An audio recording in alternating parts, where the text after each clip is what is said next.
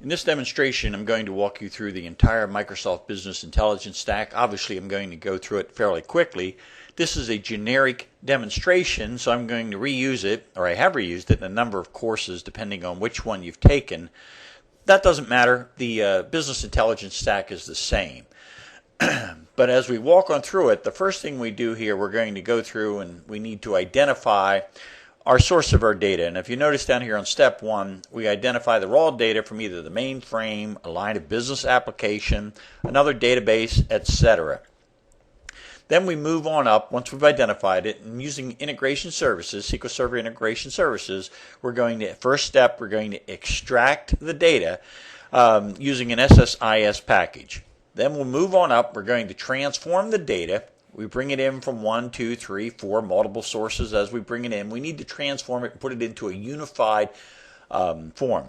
Then we're going to bring it up and load the data. We will load it into a SQL data engine. We could also directly load it into our partitions in our cubes. But for this demonstration, we're going to come through and load it into a SQL engine and then go into the cubes. The next thing we would do is it's moving on down. We're going to use analysis services, modeling the cube. We would model out the cube, then we would deploy the cube. Once the cube is deployed, it's deployed out to analysis services. We would then use Sharepoint Dashboard Designer, create a data source connection, tie into the cube, bring it on in, create like a KPI. Excuse me. And then the last step we would do is go up and use the KPI to create scorecards and deploy it on out. So the first thing we're going to take a look at is integration services, and I've drawn up a little, this is a rather contrived little package here. Integration services utilizes the concept of packages, which are wrappers around software processes. And what I've drawn up in here is I've got an extraction. I took a data flow task and labeled it extraction. The first thing we would do is extract out the data, as I said. Then we would go into the transformation, which is, in my view, the most difficult thing and problematic thing within the land of SSIS. Then we would load the data. You might think of loading the data kind of the mirror of extracting it on out. I'm going to go from the control flow tab over to the data flow tab. The control flow tab is a constraint. I'm going to connect these shapes, code by Visio. Now the transform shape you see down here, or process, is constrained by the extract shape. So the first thing, extract, has to happen, and then we move on down to the transform into the load.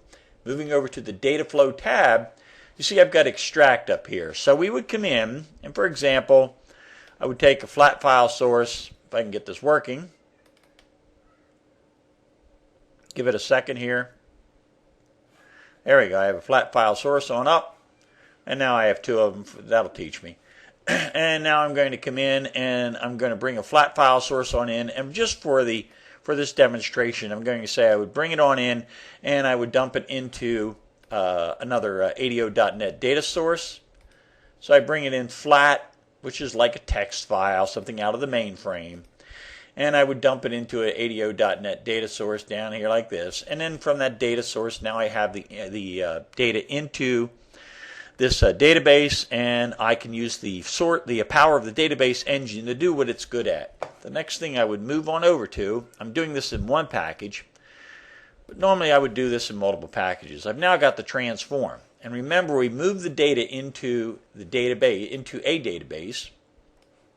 So now I would grab it out of that database. I might also, at this time by the way, have something in Excel. And I would come through and do transformations down here. I might come through and do a data conversion. I might come through and do a fuzzy grouping, a fuzzy lookup. I would come through and do merges. I could do percentage samplings, etc., etc. And I would wire all these together.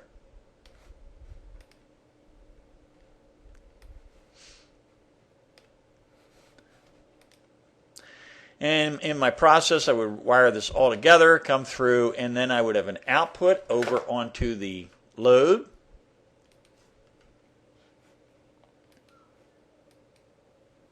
If it'll select it. There we go. So now I've got everything down here, and I would dump at the end of my transform. I would load the data into something, and we're going to say my transform again, dumped it into an ADO database, intermediate database that I use down in here, which I might or might not do.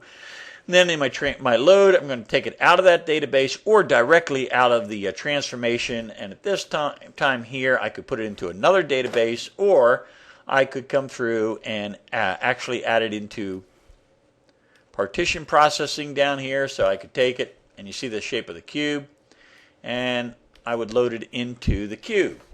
So much for my SSIS package, which I'll close that one down. So now what we've done is we've identified the data, we've brought it on in, extracted it, transformed it, and loaded it. By the way, this is an involved process. If you're in the 3-day course, what we're going to concentrate on in the 3-day course is expert ETL. Most of our time is spent in the transformation of the data. So now we move on over, and we've got the data, and we're going to come through, and we're going to develop a cube. We would do that in Business Intelligence Development Studio, and I'm tied into the AdventureWorks database over here. This is the schema of what I've got, and here are fact tables. Fact tables hold facts, that is, measures that can be aggregated. And I can show you that if I come through and I explore the data and give it a little bit to come on up. And if you'll take a look at this, here's all these integers as I come on across, due dates, ship dates, reseller keys, etc. So I've got all of these down here, which are numeric fields.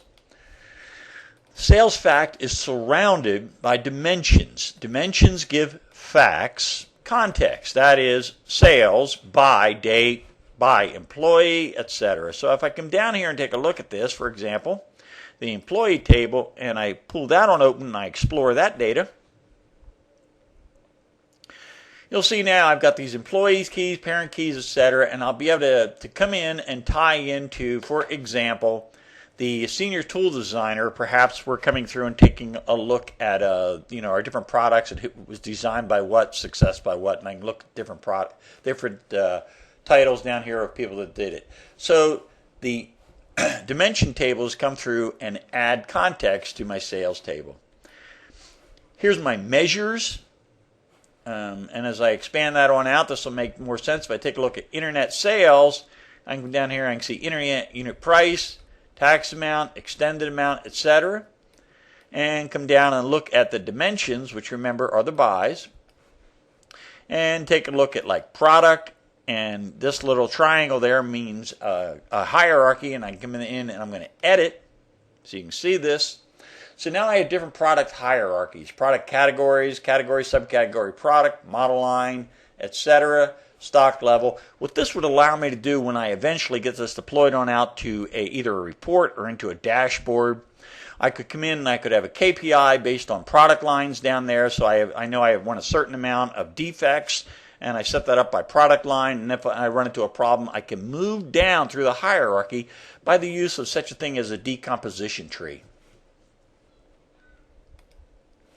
All right, so now we've got the cube designed, and then we would move on into dashboards.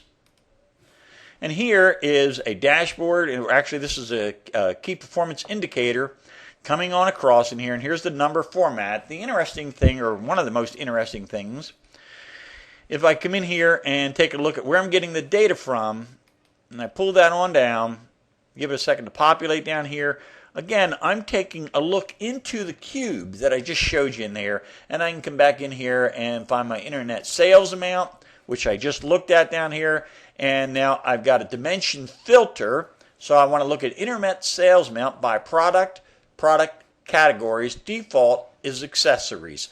So now I'm going to look at that, and I'll be able to come down and see how the categories come on through, and default in here, and I can come in and take a look at it. So I came through and I configured this cube that I wanted, or this KPI that I wanted to see accessories, but I could have come through and done that and seen everything, and then I would be able to expand it on out so I could come through and take a look at it, depending on what you really want to. Let me change this out so I don't blow anything up. What you want to take a look at. So then you've got your KPI. Your KPIs would get loaded into a scorecard. The scorecards are going to go through and get loaded up into PerformancePoint Server 2010, which is part of Sharepoint. So now I'm down here in Sharepoint, and I've got a business intelligence site up. And if we come through and take a look at it, I'm going to click on Dashboards. And here's an SSAS dashboard, just something I happen to label. And here's page 1. Come through and populate that. There's the KPI dropping on down. So here's the internet sales amount, actual versus target. So and I see I've got accessories, clothing, etc. And I could pull this on down, and I could change filters, slightly off target, etc. So I can change the look of the dashboard. So that moves us through the entire stack, identifying the raw data, transforming it all the way up, loading it into a cube, taking the cube and making that cube part of a key performance indicator, and dumping it into a dashboard.